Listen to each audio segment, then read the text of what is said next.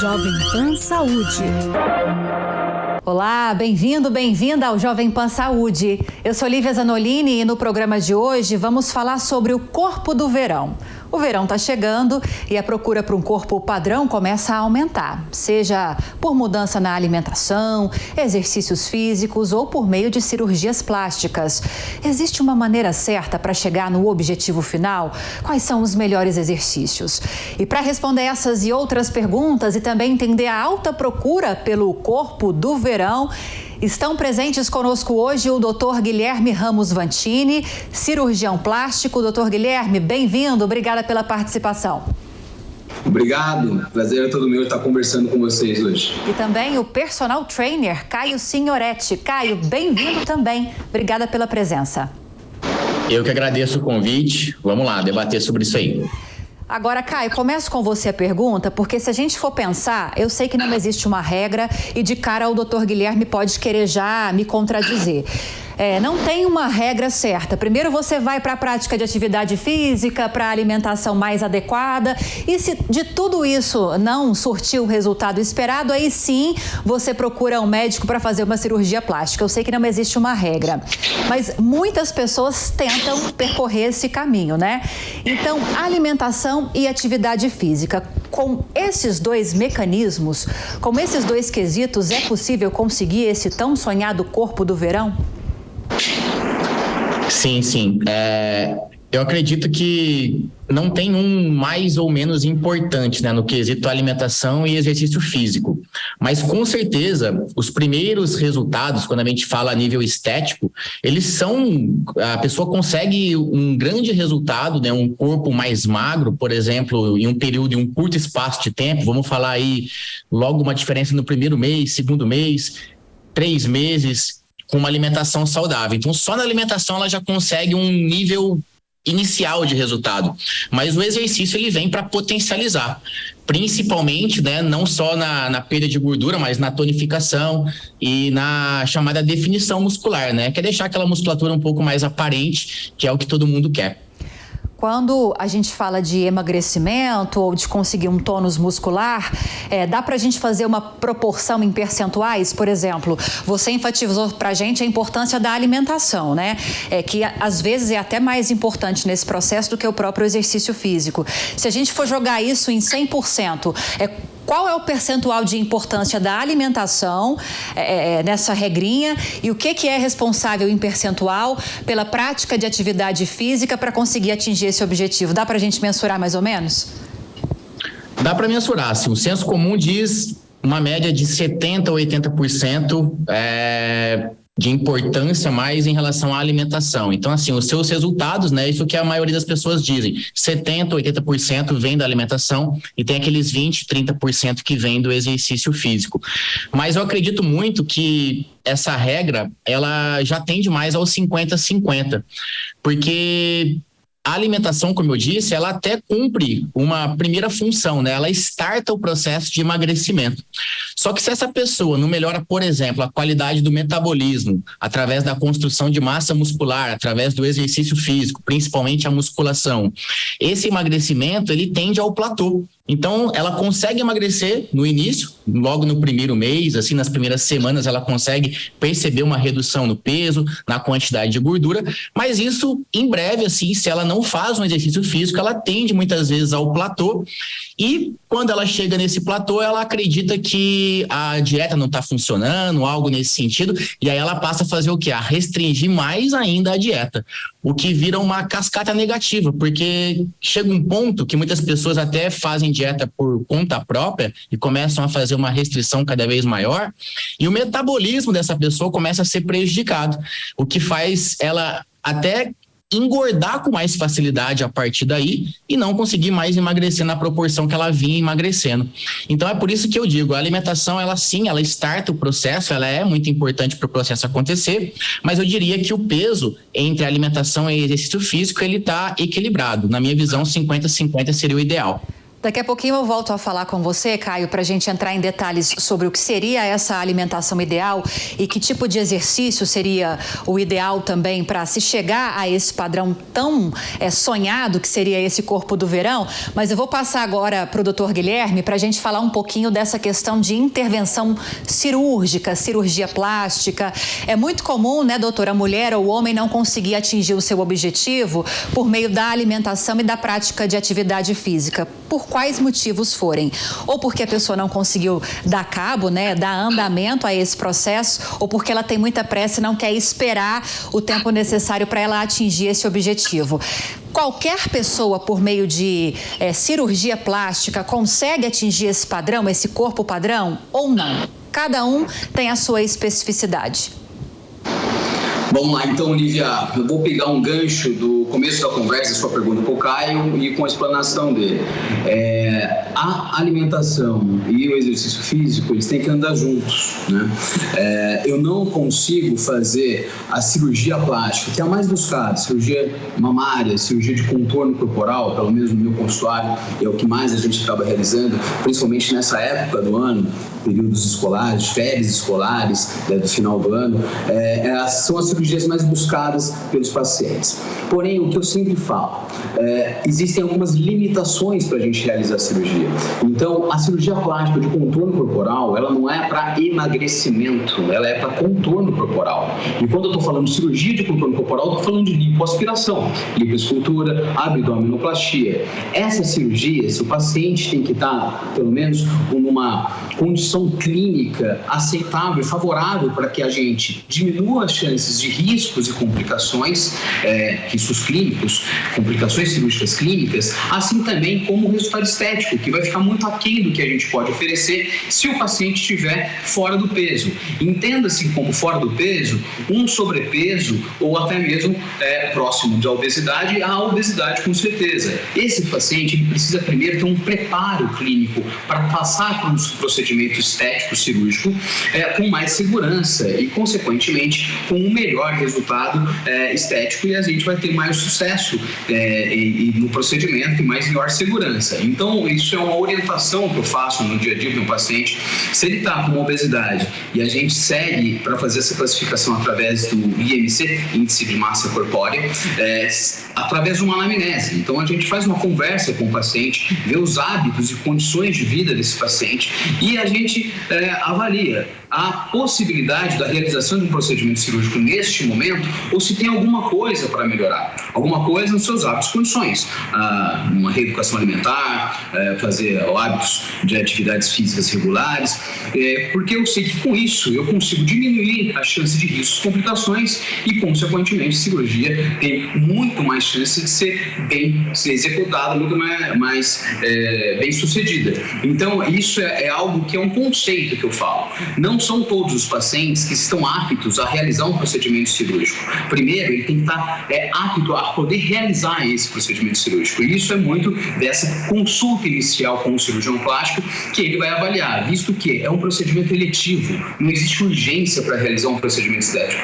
Então, eu tenho que levar esse paciente no melhor momento para a gente, justamente, voltar a repetir, isso é muito importante, cirurgia segura, para a gente dar um melhor resultado, não só estético, mas com seguranças clínicas para esse paciente. Ou seja, doutor Guilherme, não dá para fugir da prática de atividade física e da alimentação saudável, então? Não, mesmo porque antes de fazer isso aí, eu acho que acompanha junto as duas coisas, né? Então, tanto a reeducação alimentar, uma alimentação mais saudável, junto com a realização, como o Caio falou, de fortalecimento muscular, melhorar o tônus muscular, há também até um pós-operatório. Então, tanto o pré-operatório é muito importante, só que tem que ter um comprometimento por parte do paciente também dessa fidelização do seu comprometimento no pós-operatório. Por quê? O procedimento cirúrgico, a gente vai realizar um procedimento na qual você vai fazer incisões, vai ter cauterizações, vai ter todo um estresse cirúrgico já. Então, um processo inflamatório criado pelo estresse cirúrgico no corpo do paciente. Logo que, se esse paciente, num pós-operatório, faz uma alimentação hipercalórica, rica em frituras, gorduras, carboidratos, bebidas alcoólicas, ele contribui para a maior inflamação deste corpo e, consequentemente, isso também pode ter alguma influência em relação à cicatrização lipoaspiração, deiscência, que é abertura de feridas, e outras que podem aparecer e ser, claro, muito indesejadas no pós-operatório. Ou seja, vai muito além de uma questão estética, mas também envolve principalmente uma questão de saúde, né? Agora, doutor Guilherme, o senhor citou a cirurgia bariátrica, citou a lipoaspiração e a cirurgia mamária. Essas seriam as principais intervenções para quem procura esse padrão de corpo perfeito? O que eu falo é que paciente que tem uma perda ponderal em grande quantidade, principalmente esse paciente que passa por uma cirurgia bariátrica, ele tem uma perda ponderal importante, chega a 40, 50, 60 quilos, até no meu consultório eu cheguei paciente que perderam 30 quilos. Então vai ter uma sobra de pele realmente abundante. Então esse paciente não está com gordura corporal, ele está com excesso de pele. Para esse paciente a gente tem uma indicação cirúrgica onde vai, claro, necessitar de algumas incisões maiores. Então, porque a flacidez não vai tratar com lipoaspiração, você vai tratar com uma retirada desse excesso através de uma intervenção cirúrgica de cortes, incisões. No paciente que tem uma gordura mais localizada, eu faço muito a lipo de alta definição, lipo HD, conhecida hoje, utilizo algumas tecnologias no paciente que tem indicação de ser submetido a esse procedimento. Isso é muito importante. Logo, se o paciente tem uma obesidade, primeiro que ele não dá apto a passar por um procedimento cirúrgico. Ele tem que emagrecer, para uma reeducação alimentar, ter esse hábitos de exercícios físicos, para então ele passar por esse procedimento por causa de todas as seguranças que a gente já comentou aqui. Mas se o paciente tem, mas está mais próximo do seu peso ideal, e a gente pode fazer isso, levando em consideração o IMC, o índice de massa corpórea, a gente pode fazer uma melhor definição para esse paciente através de uma lipoaspiração. Utilizamos hoje a tecnologia, no caso o laser, que é uma tecnologia baseada num sistema de ultrassom cirúrgico, onde através de uma energia ultrassônica a gente consegue fazer a emulsificação, como se fosse um derretimento dessa gordura. E aí isso a gente tem alguns benefícios, como diminuir as chances de fibrose no pós-operatório, diminuir sangramento no tempo cirúrgico e também predispor uma maior retração da pele após a passagem desse equipamento que é o laser. Após esse procedimento, a gente faz a lipoaspiração convencional, através do ViproLipo, um aspirador que, no caso, eu utilizo nas minhas lipoaspirações.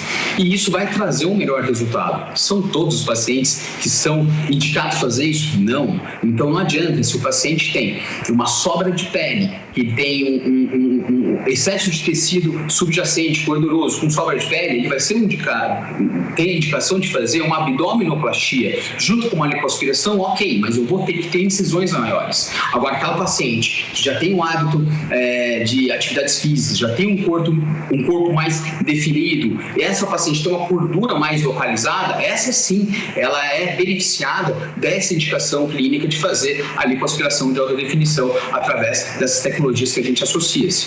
Então, para cada caso, a gente tem as suas indicações, e isso é muito importante, tratar todos os pacientes de maneira individualizadas, porque cada um tem o seu corpo, cada um tem as suas limitações, cada um tem as suas indicações. Por isso que é de fundamental importância passar com um profissional capacitado, com a formação adequada, que ele sim é capaz de tirar todas as suas dúvidas e trazer mais segurança para o seu procedimento.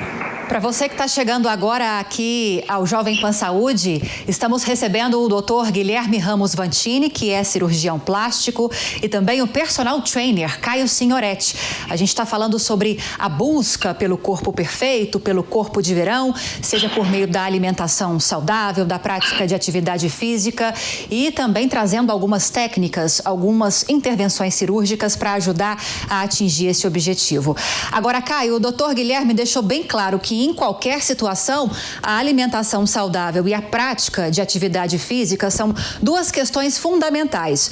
Cada um tem um objetivo estético e eu acredito que, de acordo com esse objetivo estético, vai ser receitada aquela determinada dieta e aquele tipo de atividade física que seja mais conveniente para aquele objetivo. Mas, de uma forma geral, quando a gente fala de alimentação saudável e prática de atividade física, a gente fala que tipo de movimentos? O que eu mais recomendo e o que eu mais vejo sucesso, né, dos meus alunos é através da musculação, que é o chamado treinamento de força, né? É o que muita gente, inclusive, diz não gostar, né? Ou até pensar que a musculação é para quem quer ficar com excesso de músculo, muito volumoso. E, na verdade, o principal exercício hoje que mais tem a capacidade de melhoria estética é o treinamento muscular, né? É a musculação. E essa musculação, ela não precisa ser necessariamente feita dentro de uma academia. Você consegue também fazer uma musculação dentro de casa, desde que você tenha, claro, uma adaptação coerente para aquilo.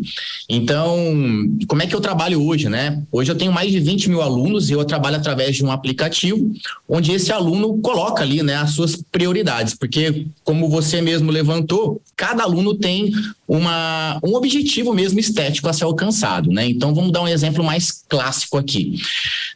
Barriga meio universal, né? Tanto homem quanto mulher quer e gostaria sempre de melhorar um pouco a estética na barriga. Porém, geralmente as mulheres, elas têm um interesse maior em desenvolver ou tonificar, perder um pouco mais na região de quadril, glúteo, deixar o bumbum mais durinho, deixar a coxa mais torneada. Já os homens, geralmente, na sua grande parte, querem mais tronco, querem mais peitoral, braços, e através, né, de uma anamnese, como o doutor mesmo falou aí, eu também faço essa anamnese através de uma inteligência artificial, a gente consegue identificar o que esse aluno necessita. E através disso, a prescrição é feita com treinamento de força baseado nesse objetivo. Ou a gente intensifica mais essa região de membros inferiores, ou a região de membros superiores, e essa barriga, que é universal, ela acaba sendo uma consequência do treinamento de força e da alimentação, principalmente com déficit calórico, né? A gente tem, por exemplo, eu não sou nutricionista, né, para te falar sobre a alimentação, mas a maneira como as nutricionistas que eu tenho dentro do meu programa fazem os alunos que precisam emagrecer, reduzir barriga, perder aquela pochetinha, que é onde pega a maioria das pessoas, elas trabalham com uma alimentação onde a pessoa faz um consumo calórico inferior àquilo que ela gasta diariamente. Então, todos nós aqui gastamos ali uma quantidade X de calorias todos os dias, só para manter o nosso funcionamento do corpo, né? O nosso metabolismo basal, ele tem um gasto calórico diário. E a nutricionista, o que ela faz? Ela calcula, né, uma estimativa desse gasto basal, ela calcula uma estimativa do que essa pessoa vai gastar em exercício físico e, com base nisso, prescreve uma alimentação onde essa pessoa vai consumir os alimentos de forma a não ultrapassar esse gasto calórico que a pessoa tem ao longo do dia. E dessa maneira, com esse déficit calórico, aliado ao treinamento de musculação, é que a gente consegue o quê? Perder barriga, reduzir a pochete, tonificar o corpo, seja a parte inferior ou superior, de acordo com o objetivo da pessoa. Então, o resumo é treinamento de força, alimentação com déficit calórico para quem pretende emagrecer e para aqueles que pretendem ganhar massa muscular, aquele pessoal que é muito magrinho e quer ganhar um pouco de músculo, quer ganhar um pouco de volume, a gente faz uma alimentação inversa, uma alimentação hipercalórica. Mas não é uma hipercalórica, né, simplesmente com calorias vazias através de refrigerante, doce, não, são com nutrientes de qualidade, com comida de verdade. Então é basicamente assim que eu trato esses alunos e como complemento, e aqui entra talvez uma surpresa para muitas pessoas, mas apenas como um complemento, eu faço uma prescrição de treinamento aeróbio. Mas o aeróbio aqui, eu trabalho ele como um complemento e não como treino principal. O treino principal é o treinamento de musculação. Em média, como seria essa distribuição entre o exercício aeróbio e a prática de atividade de musculação, Caio? Numa semana, em média, como você distribuiria? Para uma pessoa, né, eu tenho diferentes tipos de clientes. Alguns treinam 2 vezes por semana, com uma disponibilidade muito restrita, outros 3, 4, 5, mas o que eu indico, né, como um cenário ideal, é uma frequência entre 4 e 6 vezes por semana de exercício físico. Vamos pegar um cenário perfeito de 6 vezes por semana. Para essa pessoa que treina 6 vezes por semana, eu prescrevo para ela de 4, 5 ou 6 de musculação, ou seja, quase que a totalidade musculação, e o treinamento aeróbio de 2 a 3 vezes ao longo da semana, podendo ser feito no mesmo dia do treino ou até mesmo num dia à parte. E aí a gente adapta de acordo com o horário e com a necessidade de cada pessoa. Agora, doutor Guilherme, a gente chegou a falar um pouquinho a respeito do que eu vou levantar agora, mas qualquer pessoa pode ter uma indicação de cirurgia plástica? Em que casos a pessoa não pode realizar esse tipo de intervenção? Então, vamos lá.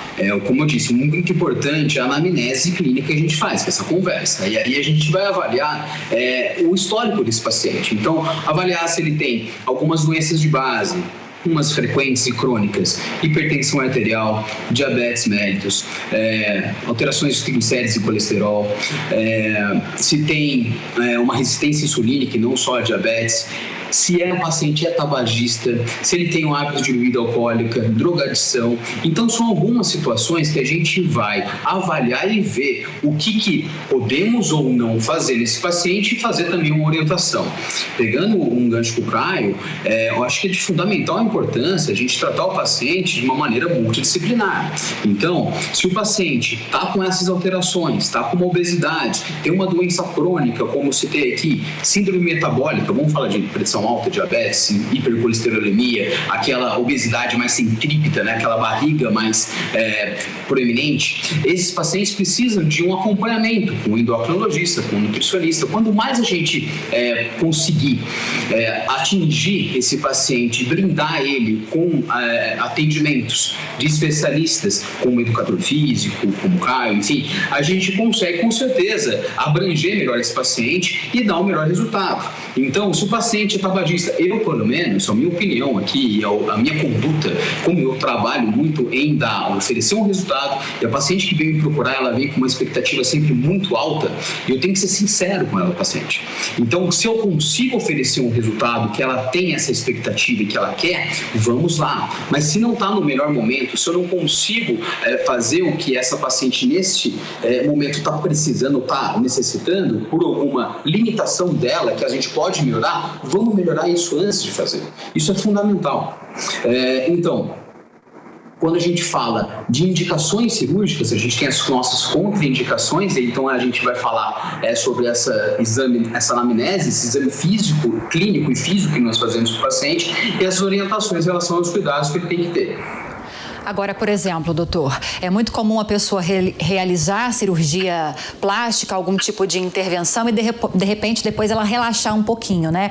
Se não manter a atividade física e a alimentação, é possível que todo aquele trabalho do especialista seja perdido?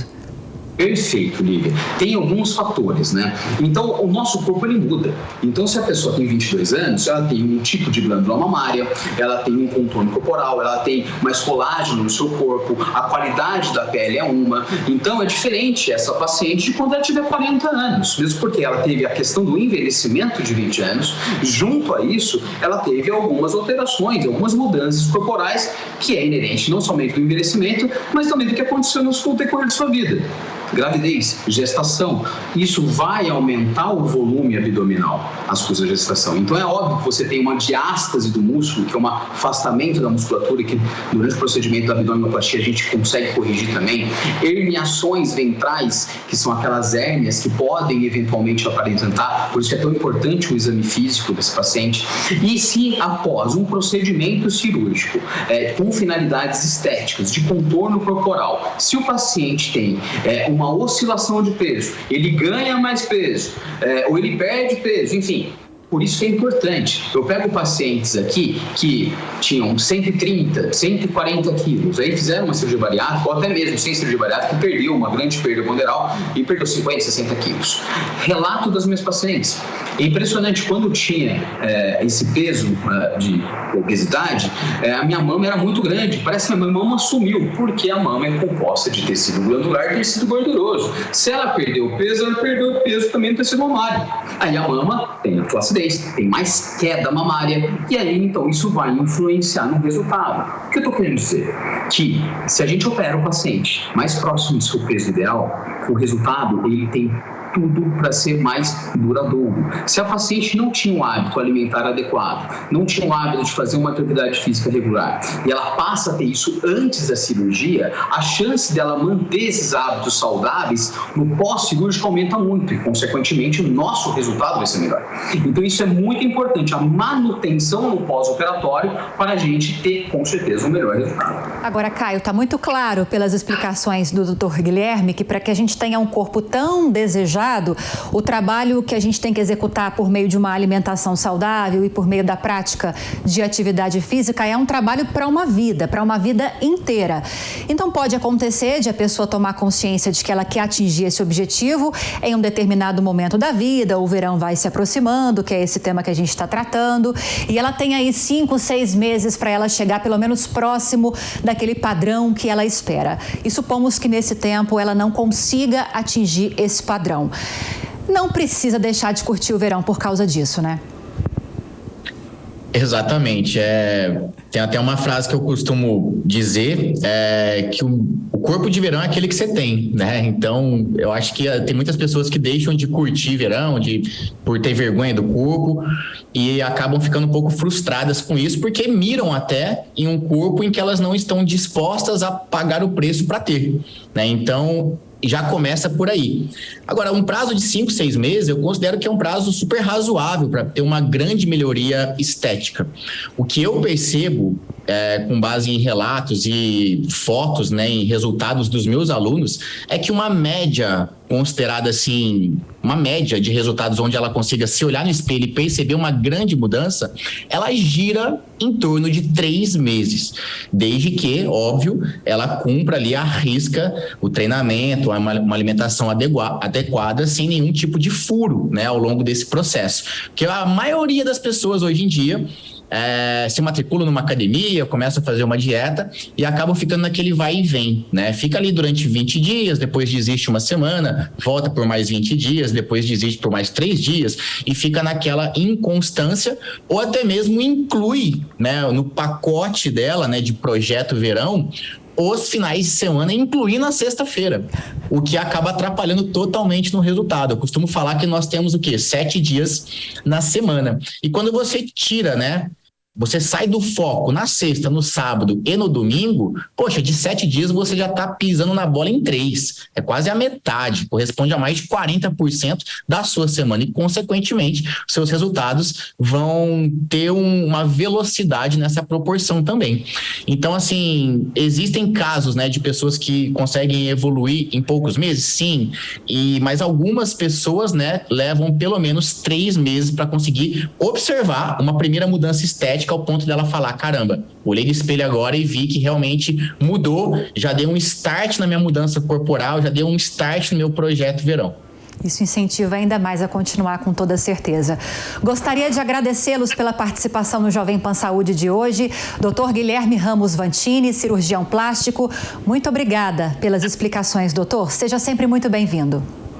Lívia, eu que agradeço esse espaço, acho que é muito importante a gente falar de estética, sempre é um assunto que está muito em alta, mas a gente tem que falar isso com responsabilidade. Então, acho que o paciente ele tem que passar sempre por um atendimento com um cirurgião plástico, ter um atendimento multidisciplinar, como nós conversamos aqui, para ter uma maior segurança e ter tranquilidade no que ela tanto almeja em ter. Então, acredito que conseguimos sim dar um melhor resultado, dar um resultado estético, um melhor controle corporal, mas vamos sempre priorizar a cirurgia segura e o melhor resultado, visando a saúde do paciente. Muito obrigado, Lívia. Um grande abraço. Com certeza, falou tudo. Caio Signoretti, personal trainer, muito obrigada pelas orientações também. Seja sempre muito bem-vindo. Eu que agradeço pela participação. Foi um prazer estar contribuindo com vocês aqui. Um abraço. Tchau, tchau. Abraço. E o Jovem Pan Saúde fica por aqui. Como sempre, agradeço também a sua companhia. Espero que tenha gostado do programa de hoje. Se você tiver alguma dúvida ou sugestão, é só enviar um e-mail para a gente. saude@jovempan.com.br. Para rever essa e outras entrevistas, é só acessar o canal Jovem Pan Saúde e também o aplicativo da Panflix para Android e iOS. Um grande abraço para você e até a próxima. Jovem Pan Saúde.